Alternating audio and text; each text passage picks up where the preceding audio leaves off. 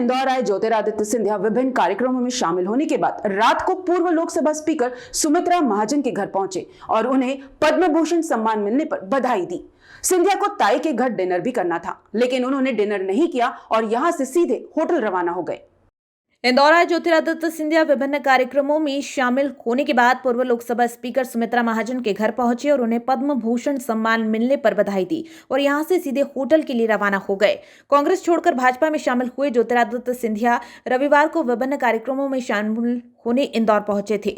MPCA सहित अन्य कार्यक्रम में शामिल होने के बाद सिंधिया ताई के घर भी पहुंचे। इस दौरान उनके साथ मंत्री तुलसीराम सिलावट, नगर अध्यक्ष गौरव रणदीवे भी मौजूद रहे।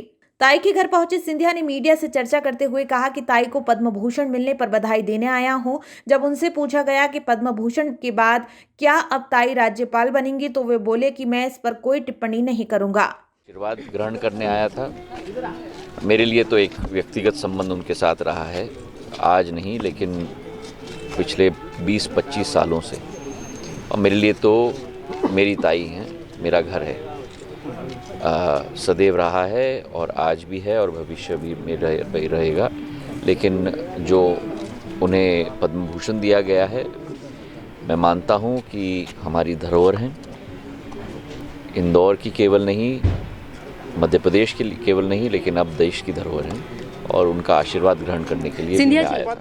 वहीं सचिन तेंदुलकर द्वारा किसान आंदोलन के समर्थन में किए गए एक ट्वीट को लेकर कहा कि अभिव्यक्ति की आजादी सभी को है, लेकिन सरकार जो कृषि कानून लाई है वो किसान के विकास का सेतु है। इन चीज़ों पे मैं टिप्पणी नहीं करता हूँ, मैं केवल ये कहना चाहता हूँ अभिव्यक्ति की स्वतंत्रता है, लेकिन टिप्पणी की जानी चाहिए, अपने भावनाओं को व्यक्त किए जाने चाहिए पूरे मूल मंत्र को समझते हुए। और जो व्यक्ति इन 3 कृषि कानून, सुधार कानून को पढ़ेगा, वो केवल 21वीं सदी के किसान की प्रगति और विकास के कानून हैं। और इस पर बहुत लंबा वक्तव्य मैंने संसद में भी दिया है।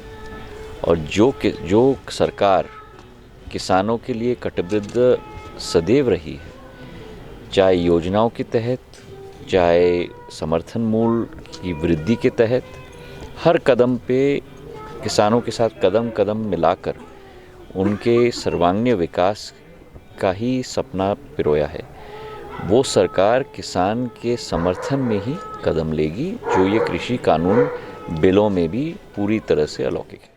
पिछली बार सिंधिया इंदौर आए थे तो वो भाजपा के राष्ट्रीय महासचिव कैलाश विजयवर्गीय के घर डिनर करके गए थे। इस बार सिंधिया निर्धारित कार्यक्रम के तहत ताई के घर रात का भोजन करने वाले थे, लेकिन फिर वे बगैर भोजन किए ही होटल के लिए रवाना हो गए।